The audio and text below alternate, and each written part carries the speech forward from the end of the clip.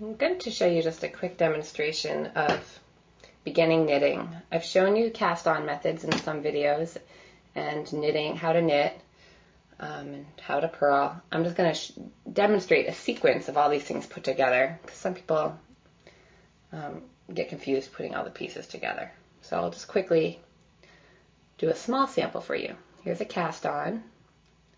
I'm not going to do it very slowly or go into detail because you can watch the individual videos. This is long tail cast on I'm doing. You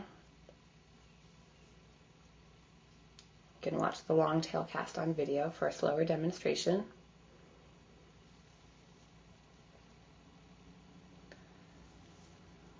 This is my most used cast on method. I recommend learning it. And let's just do one more, real small. I don't know what this would be, a little blanket for a bug or something, but nothing useful, but I'll show it to you. Okay, so I've cast on. One trick that I like to tell people is we've got this tail to deal with, and we can't just cut it right here or it'll unravel. So we need to work in the tail. The way I do it is my first few stitches that I knit, I include the tail.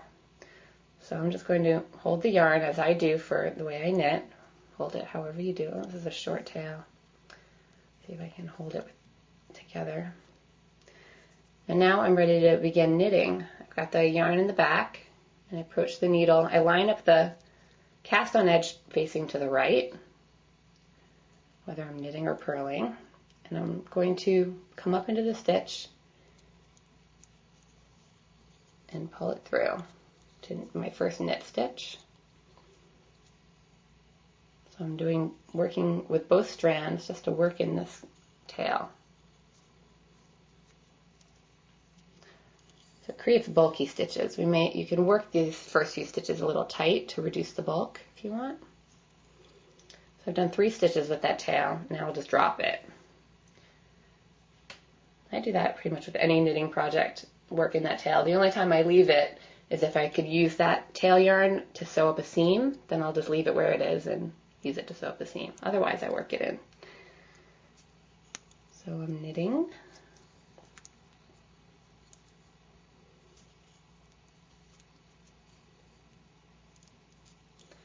To the end of the row.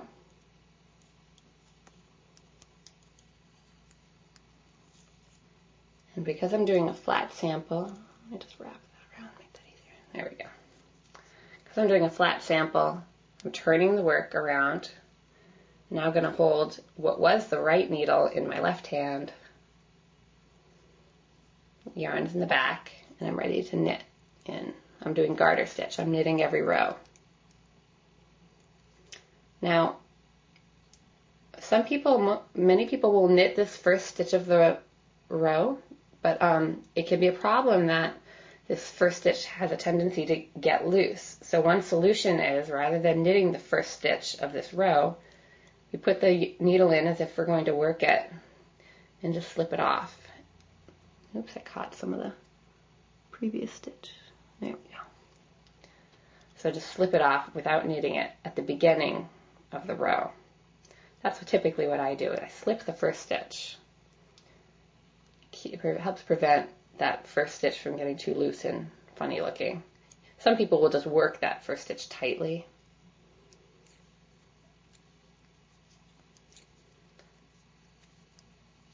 So now I'm coming to these double thick stitches. I'm just going to go into both strands, treat them as if they're one strand.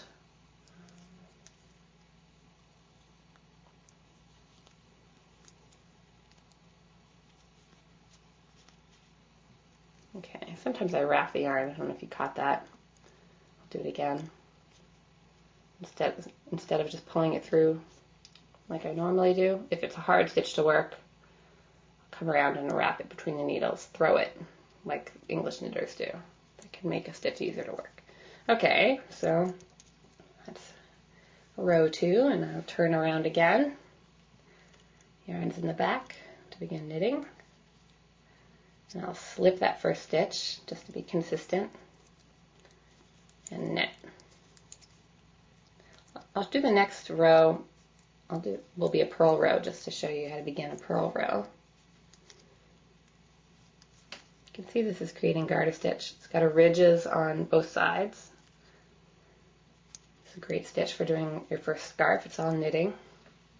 Okay, but I'm going to do a purl row, which will no longer make a perfect garter stitch, but just for demonstration. So this is a little trickier. We want the yarn in front, and we want the needle to go into the stitch behind, with the yarn in front of it, basically. When I pull the yarn up, it looks like there's, on this first stitch I'm working, it looks like 2 stitches, but you're really only going into 1 stitch, see? So because I've been slipping the first stitch, I could just slip it off as is, but I'll show you how to work it, just in case you're in the habit of working the first stitch. I'm purling and slipped off.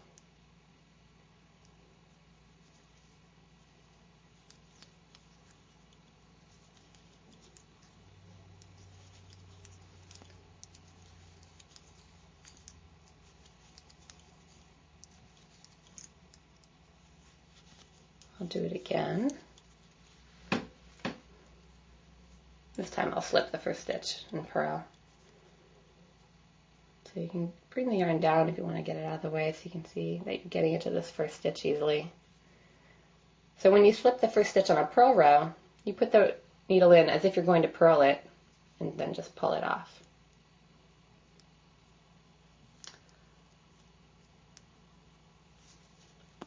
So that's it. And then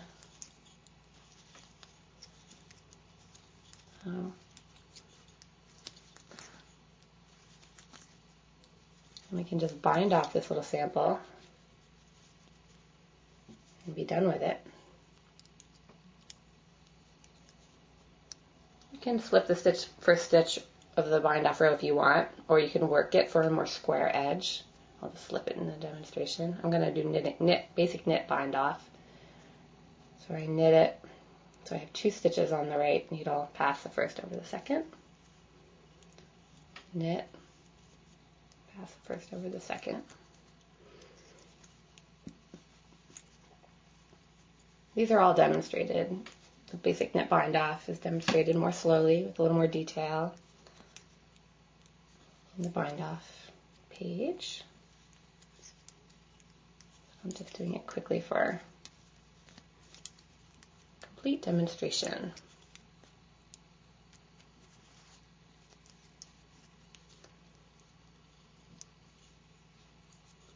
Now this last stitch can get a little funny. There's some tricks to, and I'll show you what it looks like when I work it. Ooh.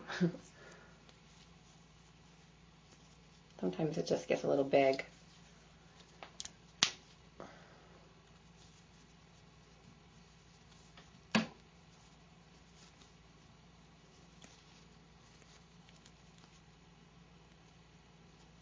I just pull that loop through the last, I pull the yarn, broken yarn through the last loop and pull it tight. Yeah, see how it wants to go up? The solution that you can do to redo this stitch, to show you, is put this back on the needle, last stitch. You can take the stitch below it and work it together with the last stitch. You can put them both on the left needle, might be easier. And then just work it as if it's a regular stitch, and that will keep it lower. Did I catch something? Didn't go through all the way. There it goes. So work that last stitch, including the stitch from the row below, bind it off, pull the strand through the hole, and that's a neater edge. And finally, we'll need to figure out what to do with this bind off tail. If you are making a scarf and it'll have fringe, you can just leave it and blend it in with the fringe if it's the same yarn on the fringe. If it's an object that'll have a seam, you can use it for the seam to sew up the seam, or you can hide it in the seam. That's a great place to hide any yarn change in the seam. Since in this sample, I'll just show you the final alternative if you really have no other place to hide it, which is to weave it into the knitting. You can pretty much just weave it, do it wherever you want. Suppose you could weave it in here, into the bind off. Just try to mimic the appearance of the stitches. So let's see, I've sort of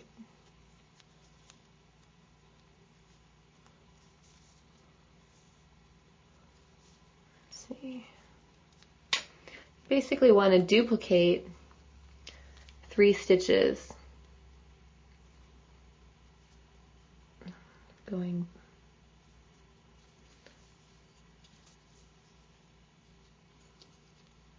you can see what I'm doing. I'm just making this loop and then going back where it starts. And then ideally, I want it to pop through where this stitch comes out. That's a pretty good duplicate stitch and a bind-off edge. So after duplicating a few stitches, you can trim it off. Another place to do a duplicate stitch would be in the knitting itself.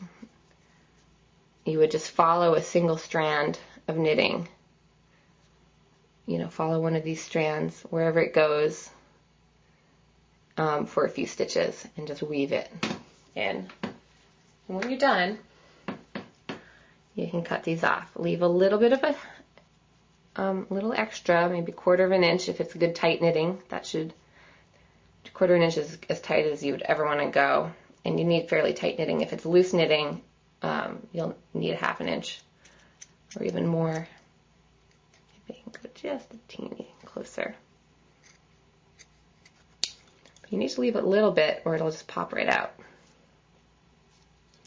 And then the cast on edge, we wove in that end in our knitting, so we can just cut that and again leave a little bit. And that's it.